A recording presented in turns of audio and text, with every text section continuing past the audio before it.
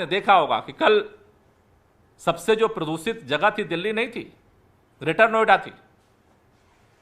लेकिन सीएक्यूएम के हर आदेश की भाजपा की सरकारें धज्जियां उड़ा रही हैं, वो मानने को तैयार नहीं है। केंद्र सरकार बोलने को तैयार नहीं है और भारतीय जनता के प्रवक्ता प्रवचन देने से बाज आने को तैयार नहीं है।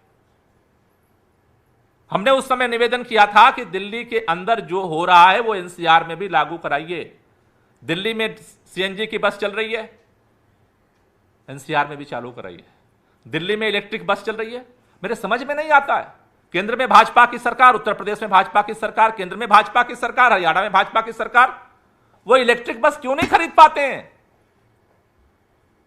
सीएनजी की बस क्यों नहीं ला पाते हैं? या जानबूझ के नहीं लाते हैं?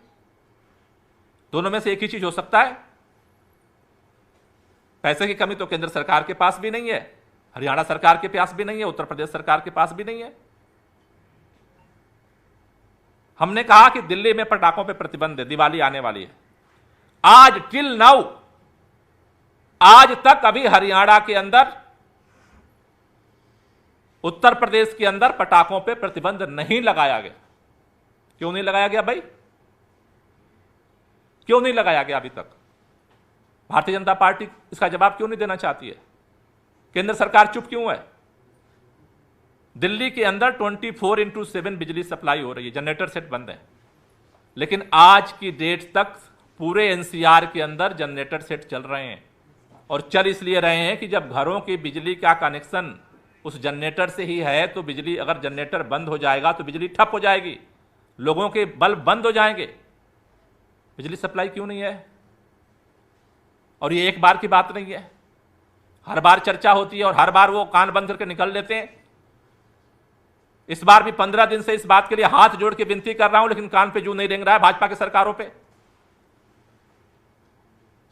हमने कहा कि भाई जो बाहर से ट्रक्स आ रहे हैं दिल्ली के अंदर, जिसका दिल्ली के अंदर कोई उपयोग नहीं है, केंद्र सरकार ने बनाया है ईस्टर्नल और वेस्टर्नल, पूर्वी और पश्चिमी जो रोड बना है, वहां से बसों को डाइवर्ट कर दो। नहीं सुनने को तैयार है। क्यों नहीं डाइवर्ट करना चाहते हो भाई? आज की तारीख में दुखी मन से हमें कहना चाह रहा हूं, भारतीय जनता पार्टी की सभी सरकारें दिल्ली के अंदर प्रदूषण को षड्यंत्र करके बढ़ाना चाहती हैं। चारों तरफ सीओक्यूएम की किसी भी आदेश को मानना नहीं चाहती हैं और उनके खिलाफ कोई बोलने वाला नहीं है, कोई कार्रवाई करने वाला नहीं है। केंद्र सरकार चुपचाप बैठी हुई है। सीएक्यूएम सर्कुलर पे सर्कुलर जारी कर रहा है, कोई कंप्लायंस नहीं। आज मैं दोबारा चिट्ठी लिख रहा हूं केंद्रीय पर्यावरण मंत्री जी को कि इमीडिएट तुरंत मीटिंग बुलाई जाए इन 5 राज्यों के पर्यावरण मंत्रियों की, और जो पिछले मीटिंग में डिस्कशन हुआ था उसका कंप्लायंस क्यों नहीं हुआ, उसके लिए जिम्मेदार क्यों ना, कौन है?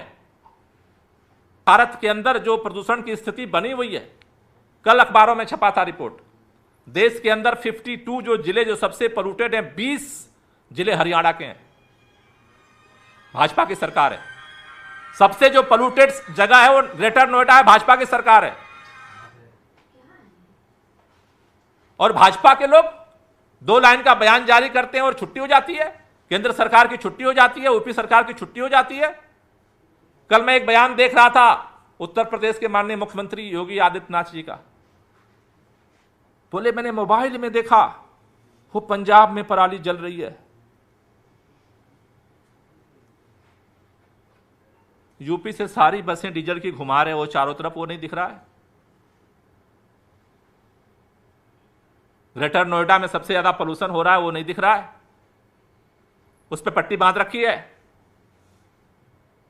आपको अपने राज्य के अंदर डीजल धुआं उड़ाते हुए बसें गाड़ियां घूम रही हैं, नहीं दिख रहा है। कंस्ट्रक्शन धुआंधार जो है डस्ट पोल्यूशन हो रहा है, नहीं दिख रहा है। ईंट भट्ठे से धुआं उड़ रहा है, नहीं दिख रहा है। डीजल जनरेटर सेट चल रहे हैं, नहीं दिख रहा है। आपको मोबाइल में दिख रहा है पंजाब, क्योंकि पंजाब में आम आदमी की सरकार है। शायद भाजपा की होती तो वो भी नहीं दिखता, उस पर पट्टी लग जाती। शायद उस जो पट्टी लगी उसमें केवल पंजाब दिखता है।